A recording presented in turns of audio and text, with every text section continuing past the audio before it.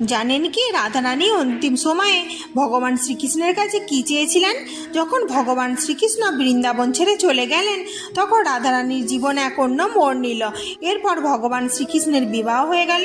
আর রাধারানীর তো আয়ানের সাথে আগেই বিবাহ হয়ে গেছিল, কিন্তু আয়ান ছিল নপুংসক, তাই বিবাহের পরও রাধারানী শ্রীকৃষ্ণের প্রেমে লীন হয়েছিলেন। আর অন্তিম সময়ে তার শ্রীকৃষ্ণকে দেখার ইচ্ছে হলো।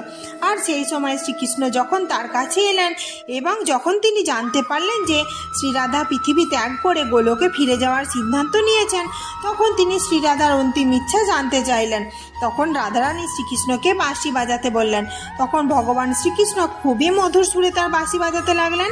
আর বাঁশির সুর শুনতে শুনতে শ্রী রাধারানী তার দেহ ত্যাগ করে গোলকে চলে গেলেন। তখন ভগবান শ্রীকৃষ্ণ তার বাঁশি ভেঙে ফেললেন এবং তারপর থেকে তিনি কোনোদিনই আর বাঁশি বাজাননি। আমার চ্যানেলটি যদি ভালো লাগে like, share, comment and subscribe.